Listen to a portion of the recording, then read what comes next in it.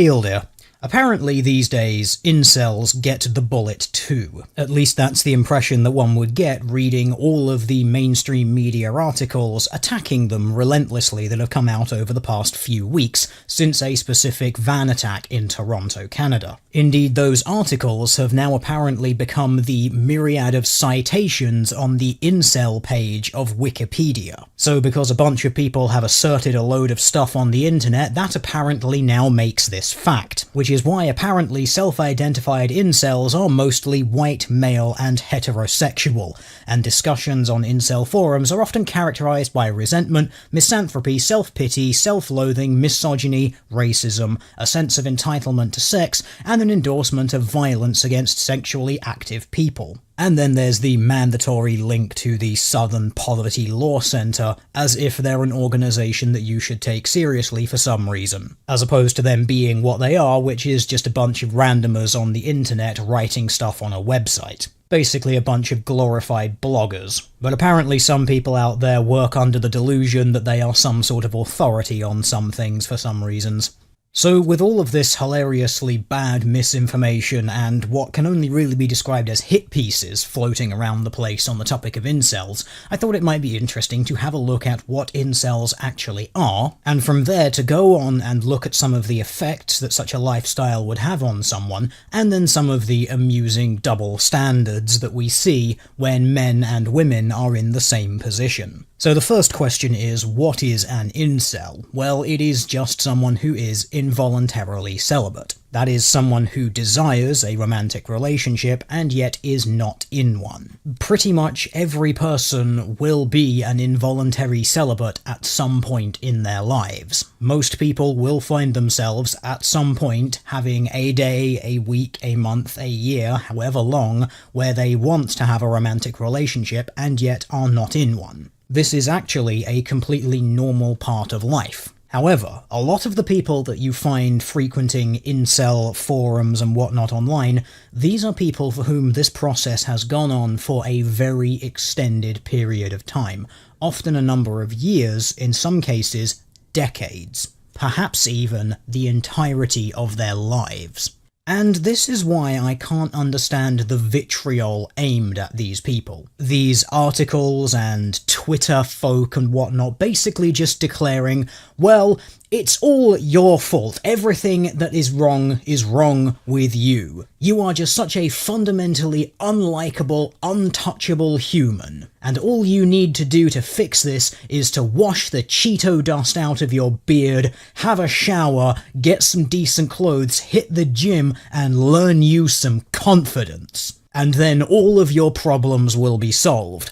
As if that is just as easy as it is. This of course ignores the fact that a lot of people who are in the incel community will suffer from extreme forms of anxiety, extreme forms of depression, agoraphobia, and a good number of them will have mental or physical disabilities which prevent them from just doing all of that stuff. But I'm getting a little ahead of myself. Let's first look at what some of the effects of extreme social isolation are, because some of those effects will actually be the cause of some of those problems, and so it forms a kind of vicious cycle. So let's look at what extreme social isolation does to humans. I have in the past on this channel addressed things like socially induced dwarfism, that is, various kinds of stunted growth in humans caused by a stressful upbringing or emotional deprivation, and how this is a condition which is usually found in children who are simply ignored by their parents, and has historically been found in some nursing homes for children, and various other places such as orphanages, where the children are fed, they're clothed, they're sheltered, all of their physical needs are provided for, but they're not touched, they're not played with, they're not interacted with as babies, or as young children, and then they go on to develop this bizarre short stature. And this condition is brought on by basically a lack of physical interaction. And what makes this condition most curious of all is that you can provide everything the child needs except for physical touch, and this condition can still manifest. This should be an instant sign to people that physical touch for humans is very important, and that a lack of physical touch can actually have physiological effects on humans. In this case, it affects growth hormones. We also know when it comes to raising babies that mothers and fathers both are encouraged to have skin-to-skin contact with their babies, because this produces oxytocin in both participants, and this encourages positive bonding. The presence of oxytocin also acts as a stress reliever, lowering your heart rate and lowering your blood pressure, resulting in a generally less stressed feeling. And positive physical touch can also decrease the amount of a stress hormone known as cortisol. So physical touch is an intrinsic part of being the social animal that is the human being. And given the fact that a lack of physical touch can stunt people's growth in the same way as poor nutrition, you could say that physical touch is as important for the survival of a human being as food and water. So with that in mind, let's look at some studies which look at social isolation in humans. So these will not be focusing purely on touch deprivation, but also just on social deprivation in general. So really quickly, before getting into those studies, I want to introduce you to two types of isolation, because it comes up in a few of these studies. One of those is subjective isolation, and the other is objective isolation. So subjective isolation is a perceived shortage in one's social resources, such as companionship or social support, and objective isolation is a lack of contact with others due to situational factors such as your size of your social network, infrequent social interaction, a lack of participation in social activity, things like that. Objective isolation, as the name implies, is very much objectively measurable. You could put a stopwatch to the amount of time that someone is alone, or the amount of time that they're interacting with others. It is tangibly measurable. Subjective isolation is the perceived shortage of interaction. So that's things like even someone who, say, goes to a party and are talking to people, interacting with people, they may still feel very alone. They may still feel very isolated because they don't feel like they're interacting with people on a one-to-one level. They don't feel like the interactions are meaningful in any way. So in that instance, objectively you could say, well, they're interacting with people, so that's fine, but subjectively it's not fulfilling for them, so it's not really worth anything to them, so it might as well have just not happened. So let's start off with a pretty big meta-analysis study. Impact of social isolation on behavioural health in the elderly, a systematic review. Somewhat goes without saying that we're looking at old people here, not so much younger people, but it'll still give us an idea on what social isolation does to people. This study was a systematic search of the entire database of PubMed, and ended up using a total of 16 studies, spanning of course then thousands of participants. And as a result of this, there was a good variety in cultural and ethnic backgrounds, and had subjects living in North America, South America, Asia, Europe, and Oceania. And all of these studies taken together showed that both subjective and objective types of social isolation increase behavioural symptoms such as sleep disturbance, depressive symptoms, and fatigue in older adults. And very interestingly, a few of the more recent studies reported stronger effects of subjective social isolation than objective social isolation on sleep disturbance and depressive symptoms. So that is, when people feel like they're more alone, they're more likely to be depressed and to have disrupted sleep than people who are potentially objectively more alone. So you can see that the subjective experience, the individual perception of the patient, is important in this. This study, Social Isolation, Depression and Psychological Distress Amongst Older Adults. This study is from February 2018, so something nice and recent compared to the meta-analysis we just looked at, which was published in 2015, so all of their studies are inevitably older than that. So this one is something which is nice and up to date. This one was again looking at older people, specifically 55 years and older in America. Had 1,439 participants, and it measured objective social isolation and subjective social isolation, and the impact that those things had on depressive symptoms using the Kessler-6 scale, which is just a scale for measuring psychological distress. Fortunately, in this study, the majority of the respondents were not socially isolated from family or friends, 5% of the participants were objectively isolated from family and friends, and less than 1% were subjectively isolated from family and friends. Similar to the previous meta-analysis which we looked at, this one used a regression analysis on both social isolation measurements and found that objective social isolation was almost unrelated to depressive symptoms and psychological distress. But it did find that subjective social isolation from both family and friends was associated with more depressive symptoms, and that subjective social isolation from friends only was associated with higher levels of psychological distress. So this study a bit more recent and kind of backing up what we already saw.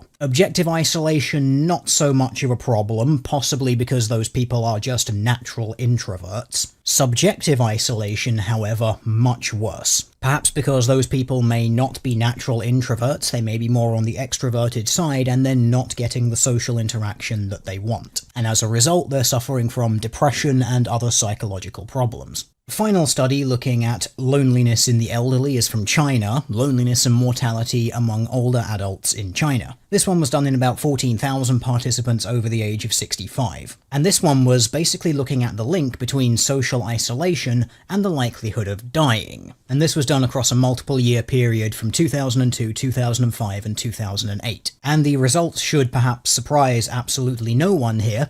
People who reported being more lonely were more likely to die. And this remained true even when controlling for other circumstances such as economic status. So social isolation predicts a number of things, and also seems to be the cause of quite a few of them, namely stress, depression, and in some cases death. But what exactly is going on? Well, let's start looking at some of the medical data around loneliness and social isolation. And this paper from March 2018 shows that social isolation has a very big impact on cardiovascular health. The paper notes that as people are living longer, we're having an ever-increasingly aging population, and older populations are more at risk of social isolation than younger populations. But it also notes that the increasing rates of things like single-parent households, and people's reliance on digital communication rather than in-person social interaction has changed how people interact, and is, as a result, actually increasing people's feelings of social isolation rather than decreasing it. It points out that chronic social isolation has been shown to increase the risks of morbidity and mortality similar to known factors including high blood pressure, smoking and obesity, and draws on a meta-analysis involving 148 studies with over 300,000 individuals followed for an average of 7.5 years. Across these studies, it found that strong social relationships can increase the likelihood of someone surviving by as much as 50% relative to individuals with weak social relationships. The study has found that social isolation and loneliness increases the risk of coronary heart disease by 29% and stroke by 32%. Lonely individuals were more at risk of hypertension and high blood pressure, as well as hardening of the arteries. While the exact mechanisms for this are poorly understood, it appears that an increase in loneliness and the resulting social stress is associated with an increased activation of the hypothalamic, pituitary, adrenocortical axis, and the sympathetic nervous system. It also leads to glucocorticoid resistance, unregulated pro-inflammatory gene expression, and oxidative stress. And this is all just a very fancy way of saying that you are in a constant state of very high stress. Heart rate is elevated, blood rate is elevated, your body ceases responding to certain hormones correctly, and you start suffering from more pain. All of that taken together would make a paper such as this one, Loneliness Predicts Pain, Depression and Fatigue, somewhat unsurprising. This study was looking at breast cancer survivors and found that people who were more socially isolated experienced more pain, more depression, and more fatigue than those people who were more socially connected. This study also looked at latent herpes virus reactivation, and found that more lonely participants had a higher cytomegalovirus antibody titers, which in turn were associated with the higher levels of pain, depression, and fatigue. Basically, the loneliness seemed to be linked to a dysregulation of the immune system, or just a weakening of it, allowing for an increased rate of reactivation of a latent herpes virus. Going even further still, it would seem that chronic isolation actually alters how humans' genes express. This study, for instance, looked at certain genes that help to regulate various functions in the human body, and it found, quite similar to some of the earlier studies, an underexpression of genes bearing anti-inflammatory glucocorticoid response elements, and an overexpression in inflammatory responses. So again, this kind of highlights the impact on glucocorticoids, so things like cortisol, which is one of the hormones that we referenced earlier, which helps to regulate things like heart function, blood pressure, stress levels, immune system, and so on. So extended periods of extreme isolation on a very fundamental genetic level alters how your body functions. From a perspective of general pain and misery, it seems to go even further. There was a very interesting study here, and this one seems particularly related to incels. It was called Does Rejection Hurt? An fMRI study of social exclusion. The paper begins by noting that there are many words assigned to emotional distress that are also used for physical distress. So you would say you had hurt feelings or something like that. Or a particularly traumatic piece of news may be considered a punch to the gut, or something along those lines. Humans have this habit of assigning very visceral language to something which is quite abstract. Although it would appear that some of the neural machinery recruited in the experience of physical pain may also be involved in the experience of pain associated with social separation or with social rejection. This may be part of a general survival strategy for humans. In the past, social ostracization and being kicked out of the group could result in death, so having social rejection feel really unpleasant in a very tangible, visceral fashion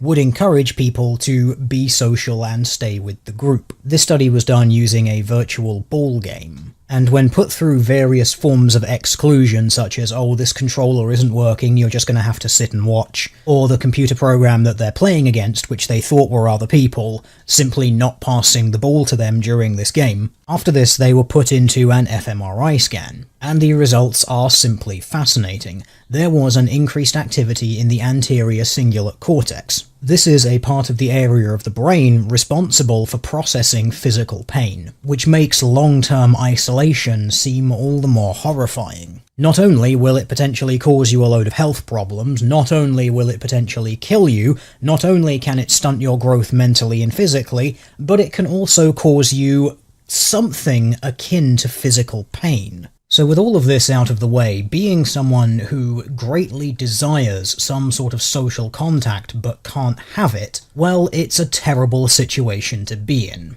It's not healthy from a physical or a mental standpoint, and it will probably leave you feeling as if you're trapped in a cycle of never-ending despair, misery, and loneliness. But how on earth would someone end up like this anyway? Well, if the actions of what women are doing are anything to go by, you may remember the OkCupid data which suggested that women find a staggering 80% of men to be less than average in attractiveness. Tinder fares very much the same way, where 78% of women are all fighting over the top 20% of men, leaving the bottom 80% of men to be fighting over the bottom 22% of women. The absolute runaway, unregulated nature of the sexual marketplace seems to be potentially part of the explanation. I can't help but think there is a reason why so many societies all around the world talk about things like monogamy, talk about and generally enforce institutions such as marriage. Why it's just something so very common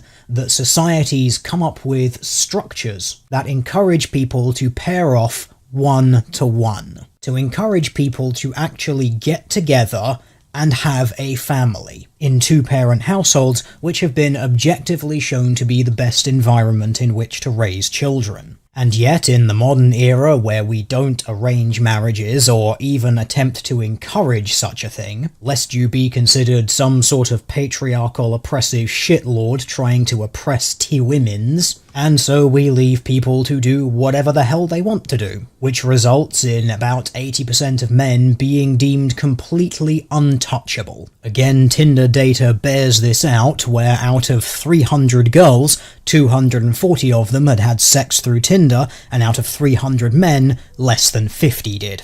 Now, this is not a call to try to regulate the sexual marketplace or anything along those lines, merely the observation that when you leave people completely to their own devices with absolutely no input from families, elders, any sort of societal structure, or indeed if you have societal structures which actively encourage the opposite sort of behaviour, such as ridiculously one-sided parenting laws giving custody overwhelmingly to women, things such as the Me Too movement and the general rape hysteria which has left many men completely paralysed when it comes to trying to interact with women, lest a single wrongly aimed glance get them labelled as a rapist for the rest of their lives, and then an entire benefits and welfare system aimed at propping up and supporting single mothers, basically the state making men in relationships completely redundant. And well, what a surprise, we find that there are large numbers of men out there who simply cannot find partners. Now, I know what some people might be thinking about some of the data that we've looked at. They may be sitting there and thinking,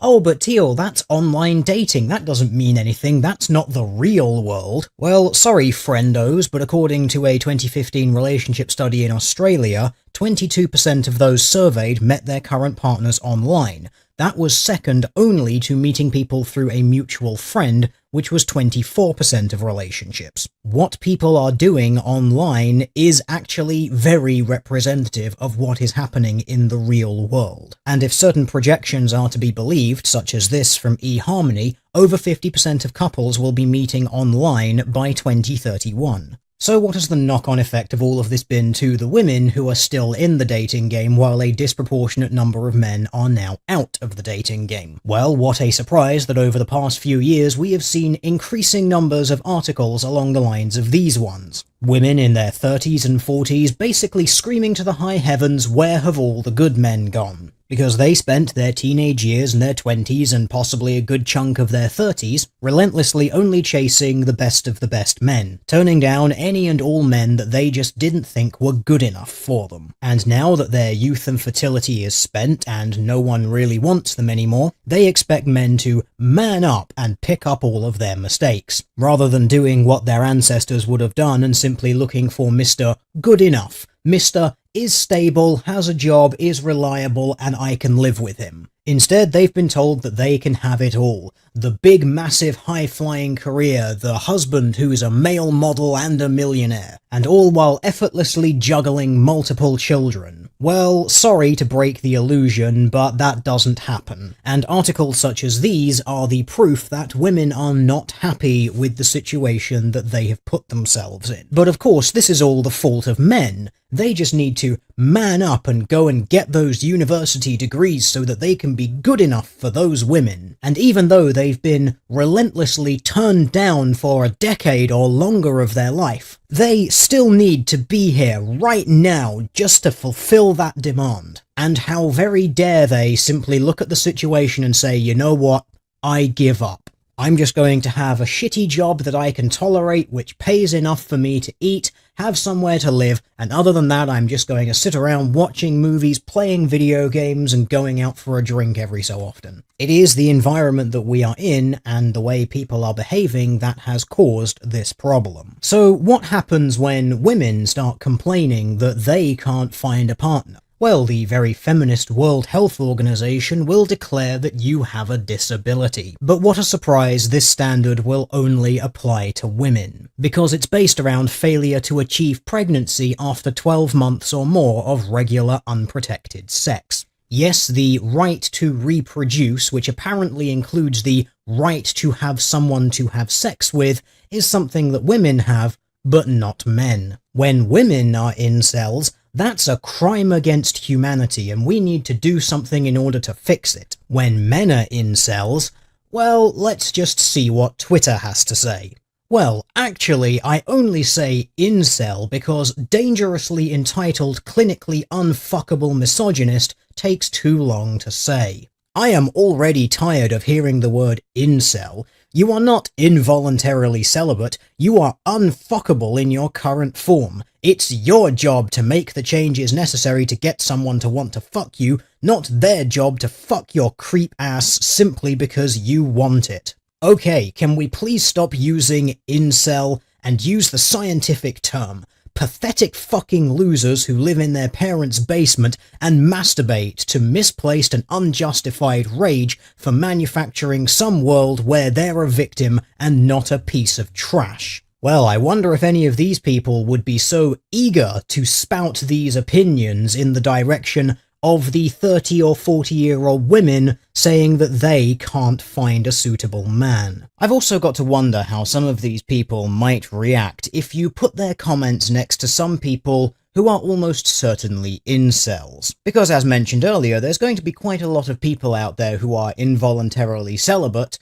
because they have some sort of physical or mental disability. And of course, owing to the general human pattern of mate selection known as hypergamy, in which women will generally favour dating men of equal to or greater social status than themselves, a man in a wheelchair, for example, will have a distinctly difficult time finding a partner. In fact, thinking back across the entirety of my life, so take this with a large enough grain of salt, I don't think that I have ever seen a disabled man with an able-bodied woman, or a man with a severe facial disfigurement with a normal-looking woman. And yet, I can think of several times where I've seen wheelchair-bound women, women suffering with dwarfism, women with missing limbs and things like that, who have boyfriends or husbands who are completely able-bodied and generally normal guys. Now, of course, that isn't proof of anything, but I can't help but think that that might be a sign of something. The almost inherent difference in sexual marketplace value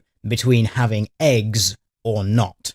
Overall, the thing that is most sad about this entire situation is the complete lack of empathy or sympathy for people who are in this position of being unable to find someone to be with, especially coming from the tolerant left, those people who always like to tout how empathetic they are. Oh, and yet how quick they are to jump on this term incel and basically turn it into yet another buzzword for people we don't like. So of course it's yet another word that's going to go on the list along with MRA, MGTOW, Gamergator, alt-right, as yet another slur that has lost all meaning, that basically just means someone who isn't a rabid progressive. If ever you needed more proof that society simply does not care about men or men's issues or any problems that any individual men might be facing, this is just another example. Men expressing their emotions, opening up and showing that vulnerability. Men who in some cases have never known the touch of a member of the opposite sex, which is why some may describe themselves as a sexless, kissless, hand-holdless virgin. And to all the people relentlessly attacking incels of late,